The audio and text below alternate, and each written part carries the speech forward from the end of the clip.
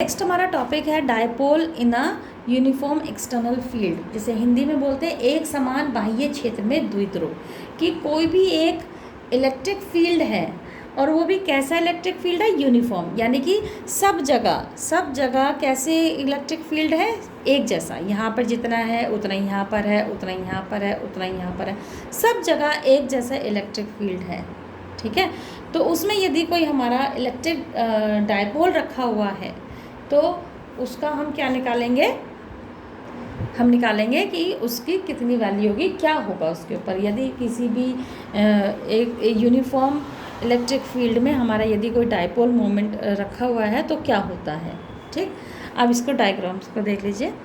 हम ये मान लेते हैं कि ये जो लिखा है ना बेटा, हिंदी वाले बच्चे ये देखेंगे, ये जो लिखा है वो लिखा है जो मैं बोल रही हूँ कि कोई भी एक हमारा यूनिफॉर्म इलेक्ट्रिक फील्ड दे रखा है और इसमें हमने क्या रख दिया, एक डायपोल रख दिया। और डायपोल क्या है हमारा, -q और +q, और इनके बीच का डिस्टेंस कितना होगा, ये यहाँ से यहाँ तक का l और यहाँ से यहाँ तक का l, तो टोटल डिस्टेंस कितना हो गया, 2l। ठीक है, अब देखिए, अब इस Q पर एक फोर्स लग रहा होगा और वो भी कौन सी डायरेक्शन में, ऐसे। प्लस Q है, इसके इलेक्ट्रिक फील्ड के बिल्कुल इस तरीके से लग रहा होगा। ठीक है, और वो फोर्स कितना होगा, F = QE, ये फॉर्मूला हमने पढ़ रखा है। सेम ऐसे ही यहाँ पर भी इस -q पर भी एक फोर्स लग रहा होगा और वो किस डायरेक्शन में लग रहा होगा, इस डायरेक्शन में। ठीक है, वो कितना होगा, -QE, यानी कि फोर्स लग रहा है हमारा कैसा, इक्वल एंड अपोजिट। ये जो फोर्स लगेगा हमारा, ये इक्वल एंड अपोजिट लगेगा। अब इक्वल एंड अपोजिट ये फोर्स लग रहा है, इस +q की वजह से इधर लग रहा है, इस -q की वजह से इधर लग रहा है, दोनों बराबर लग रहे हैं। ठीक है, फोर्स क्यों लग रहा है, दोनों फोर्स बराबर, क्योंकि जो हमारा डायपोल है वो कहाँ रखा हुआ है, यूनिफॉर्म इलेक्ट्रिक फील्ड में रखा हुआ है, इसलिए जितना फोर्स यहाँ पर है उतना ही फोर्स यहाँ पर है। फ़र्क क्या है कि वो इक्वल एंड अपोजिट लगा, अपोजिट डायरेक्शन में है। अपोजिट डायरेक्शन में होने की वजह से इनका जो नेट फोर्स होगा वो 0 होगा। जितना फोर्स यहाँ पर है उतना यहाँ पर है, तो दोनों एक दूसरे को कैंसिल आउट कर देंगे, तो इनका फोर्स कैसा हो जाएगा, हमारा 0 हो जाएगा। ठीक है, ये मैंने लिख भी दिया है कि if the charge is positive then the force will be in the direction of electric field. कि यदि हमारा चार्ज पॉजिटिव है, प्लस है, तो जो उसका इलेक्ट्रिक फील्ड होगा वो कैसा होगा, हमारा इस डायरेक्शन में, इलेक्ट्रिक फील्ड की डायरेक्शन में। और यदि नेगेटिव चार्ज है तो वो हमारा कैसा होगा, इलेक्ट्रिक फील्ड की अपोजिट डायरेक्शन में होगा। ये बात याद रखेंगे। तो इसी वजह से हमारा जो नेट फोर्स होगा वो कितना होगा, 0 होगा। ठीक है, ये हमारा है।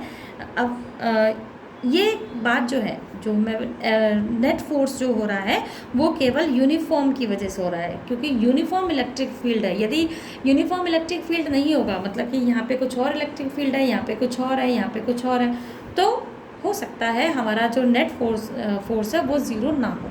पर यदि इलेक्ट्रिक फील्ड है तो वो हमेशा, यूनिफॉर्म इलेक्ट्रिक फील्ड है तो जो फोर्स होगा वो हमेशा कैसा होगा, 0 होगा।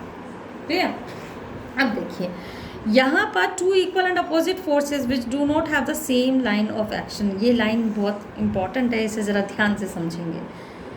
2 इक्वल और अपोजिट फोर्सेस हैं जो कि एक ही लाइन में नहीं है। देखिए, ये दोनों सेम लाइन में नहीं है।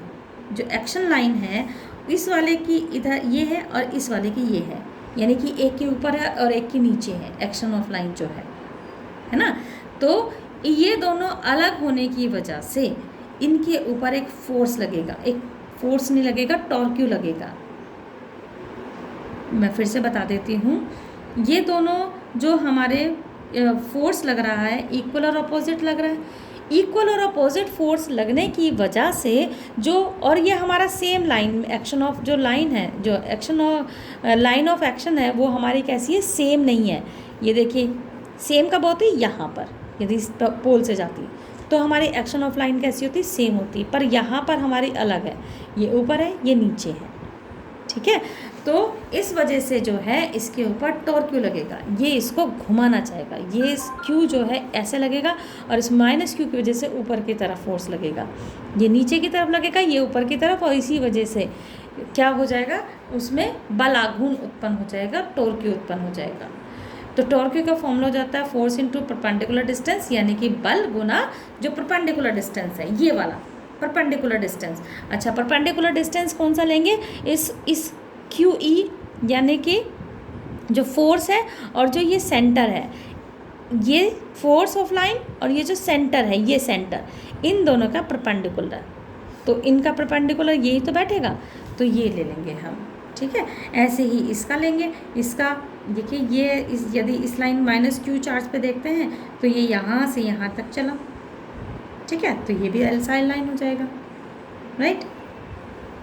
तो टॉर्क इज इक्वल टू क्या है, 2 टॉर्क लगे हुए हैं, एक यहाँ पर और एक यहाँ पर, तो क्या लिख देंगे हम, एफ गुना into perpendicular distance plus F into perpendicular distance, और दोनों का कितना हो जाएगा, अभी बताया था, फोर्स कितना है क्यू ई और परपेंडिकुलर डिस्टेंस कितना है एल साइन थीटा। ऐसे ही इसके लिए दोनों के लिए हमने लिख दिया।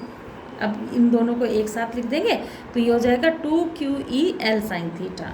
ये अब फिर से हमें पोल बनाना है, इलेक्ट्रिक डायपोल बनाना है, तो इस 2 को हम क्या लिख देंगे, इसके पास, ऐसे कुछ नहीं किया इसमें, सिर्फ हमने इस 2 को उठा के ये L के पास लिख दिया है। ठीक, तो ये हमारा हो गया 2Q, तो ये हमारा हो गया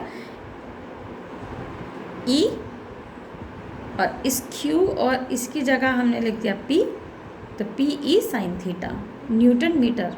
ये आप लर्न कर लेंगे, रट लेंगे। ठीक है, अब फिर से देखिए, जो हमारा ये वेक्टर फॉर्म में यदि हम लिखना चाहेंगे इसको, तो वेक्टर फॉर्म में कैसे लिखेंगे, वेक्टर लगा देंगे और साइन थीटा नहीं आएगा क्योंकि हमें वेक्टर फॉर्म में लिखना है, इसलिए तो torque is equal to P into E हो जाएगा। ये आप बहुत अच्छे तरीके से याद रखेंगे इस फॉर्मूले को। दूसरा, हमारा जो टॉर्क है वो मैक्सिमम होगा, कब होगा, जब हमारा theta is equal to 90 degree होगा। थीटा 90 रखेंगे तो यानी कि साइन थीटा की वैल्यू कितनी आ जाएगी, 1।